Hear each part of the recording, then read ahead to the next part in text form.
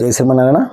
ఆపదామపహత్తారం దాతారం సర్వసంపదాం లోకాభిరామం శ్రీరామం భూయో భూయో నమామ్యహం. మనకి దీనికి ముందు వీడియోలో రామాయణము, శ్రీమద్ రామాయణం, వాల్మీకి మహర్షి రచించినటువంటి శ్రీమద్ రామాయణం యథాతథంగా వినాలని ఒక సంకల్పంతో, యథాతథంగా మీకు వినిపించాలని సంకల్పంతో ఒక వీడియోలు చేస్తున్నాను అనమాట. ఇప్పుడు ఈ రామాయణంలో మనం నిన్న 18 శ్లోకం వరకు చదువుకున్నాము. ఈరోజు 19 శ్లోకం ఏం జరుగుతుందో ఒకసారి చదువుకుందాం. రాజు పౌరాణికులను 100 మాగాదులను పారితోషికం ఇచ్చాడు. బ్రాహ్మణోత్తములను వేల కొలది గోవులను కనక వస్తువాహనాలు దానం చేశాడు. ఎందుకంటే పుత్రులు పుట్టిన ఆనందంలో ఇవన్నీ ఇచ్చాడని చెప్తున్నాడు. అలాగే పుత్రులు జన్మించిన 11 జన్మల పిమ్మట దశరథుడు వారికి జాతకర్మ నామకరణోత్సవాలు నిర్వహించాడు.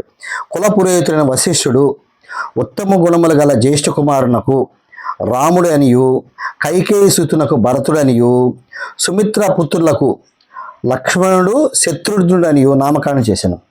రాజు బ్రాహ్మణులను, పురజనులను, గ్రామవాసులను మృష్టన్న భోజనములతో సంతృప్తిపరిచెను. ఇంకా బ్రాహ్మణోత్తములకు బహువిధములకు రత్నములను పుష్కలంగా బహుకరించాడు. పిమ్మట దశరథుడు తన 4 పుత్రులకు అన్నప్రాసన సంస్కారాలను అని కూడా సకాలంలో జరిపించాడు. ఆ రాజకుమారులో పెద్దవాడైన రాముడు ధ్వజపతాకం వలె వంశ ప్రతిష్టను ఇనుబడింపచేయుచు తండ్రికి మిక్కిలి సంతోషం కూర్చుచుండెను. మరియు సమస్త ప్రాణులకు శ్రీ మహావిష్ణువు వలె ఎంతయో ప్రేమపాత్రుడయ్యను. ఆ రాజకుమారులందరూ వేదశాస్త్రములు అభ్యసించిరి, ధనుర్విద్యందు ఆరుతేరినారు, ప్రజల హితమునందే ఆసక్తి గలవారైరి. వారందరూ విజ్ఞాన కనులు, అలాగే సకల సద్గుణ సంపన్నులు. రఘువంశజులో మహా తేజస్శాలి అయిన శ్రీరాముడు అమోఘమైన పరాక్రమం గలవాడు, సమస్త ప్రజలకును పూర్ణచంద్రుని వలె ఆహ్లాదకరుడు. రాముడు ఏనుగు నెక్కియు, అశ్వమును అధిరోహించినయు, రథమునందుండియు, యుద్ధమనర్చులో కుశలుడు, ధనుర్విద్యందు నిరతుడు, సర్వదా తల్లిదండ్రుల సేవలో నిమగ్నై ఉండేవాడు. ప్రజలను ఆనందింపచేయనట్టి అన్నయ్యగు రాముని యందు లక్ష్మణుడు బాల్యము నుండే భక్తి తత్పరుడు. నిత్యము ఆయన్ని సేవించుటయే మహాభాగ్యంగా తలంచువాడు. రామ సేవల యందే నిరతుడుగా లక్ష్మణుడు తన సుఖములను ఏమాత్రం పట్టించుకొనక త్రికరణ శుద్ధిగా రామునకు అంకిత భావంతో అన్ని విధములుగా ప్రియమును కూర్చుచుండేవాడు. అతడు రామునకు బహిప్రాణము. పురుషోత్తముడైన శ్రీరాముడు లక్ష్మణుడు తన చెంత లేనిచో నిద్రపోయేవాడు కాదు. తల్లి కౌశల్యాదేవి తీసుకొచ్చినటువంటి కమ్మని భోజన పదార్థాలు అతడు తోడు ఉన్నప్పటికీ కూడా ఆ రాముడు క్షణకాలమైన లక్ష్మణుని విడిచి ఉండేవాడు కాడు. రాముడు అశ్వమునెక్కి వేటకు వెళుతున్నప్పుడు లక్ష్మణుడు ధనస్సును చేబూని అతను కాపాడుటకు వెంట నడిచేవాడు. లక్ష్మణులకు తమ్ముడైన శత్రుఘ్నుడు కూడా అతని వలె సేవా స్వభావం గలవాడు. అతడు భరతుడంటే ప్రాణముల కంటేనూ ప్రియమైనవాడు. అట్లే శత్రుఘ్నుడును భరతునిపై ఎనలేని ప్రేమ కలిగి ఉండెను.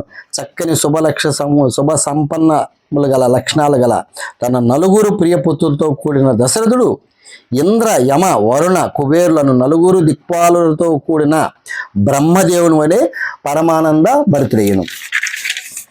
ఆ 4 రాజకుమారులు వివిధ శాస్త్ర జ్ఞాన సంపన్నులై సకల సద్గుణాలతో అలవారుచు మిక్కిలి వాసిగాంచిరి. ఎట్టి పరిస్థితులందును పొరపాటునైనను అకృత్యాలకు పాల్పడేవారు కారు.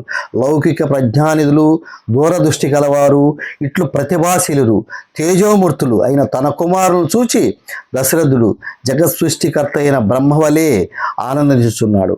పురాణ శ్రేష్ఠులైన ఆ రాజకుమారులు వేదాంగ స్మృతి, పురాణ ఇతిహాసాదులు శ్రద్ధగా అధ్యాయం చేయుచున్నారు.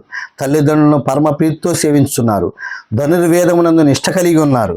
ధర్మాత్ముడైన దశరథ మహారాజు యుక్త వయసులైన తన పుత్రులకు అన్ని విధముల జోడైన కన్యలతో వివాహం జరిపించుటకై గురువులతోనూ బంధువులతోనూ బాగా ఆలోచింపసాగాడు. మహాత్ముడైన దశరథుడు మంత్రులు మొదలగు వారితో కూడి పుత్రుల వివాహం ఆలోచించుచుండగా మహా తేజశాలి అయిన విశ్వామిత్ర మహర్షి అచ్చడికి విచ్చేశాడు. రాజును దర్శింపగోరిన వాడై ఆ ముని ద్వారపాలకులతో, నేను గాదిరాజు కుమారుడును, కుసుకుని వంశము వాడును. నా పేరు విశ్వామిత్రుడు. నా రాకను గురించి మీ రాజుగారికి వెంటనే తెలుపుడు అని పలికను. ఈ విశ్వామిత్రుని మాటలు విని ద్వారపాలకులు కలవరపడి భయముతో రాజభవనానికి పరిగెత్తిరి. వారు రాజప్రసాదానముకు చేరి విశ్వామిత్ర మహర్షి రాకను గూర్చి ఇక్ష్వాకు వంశజుడైన దశరథ మహారాజునకు తెలియజేశారు.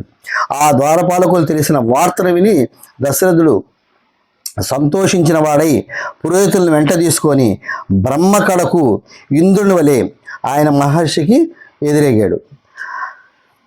కఠోర నియమాలు పాటించు బ్రహ్మ తేజస్సుతో వెలుగొందుచున్న విశ్వామిత్ర మహర్షిని చూసి రాజు మిక్కిలి సంతోషించాడు. పిమ్మట ఆయనకి ఆర్ఘ్యపాద్యాదులు సత్కారములు జరిపి ఆ మహర్షి శాస్త్రక విధులతో రాజుగారు సమర్పించిన ఆర్ఘ్యపాద సత్కారము స్వీకరించి పిదపాత్ర మహారాజుతో కుశల ప్రశ్నలు గాంచెను. ధార్మికోత్తముడైన విశ్వామిత్రుడు, ఓ రాజా, నీ పురము ధనాగారము కోసల దేశము బంధుమిత్రులు కుశలమే కదా? సామంతరాజులందరూ నీ అదుపులో ఉన్నారా? శత్రువులందరినీ జయించితివా?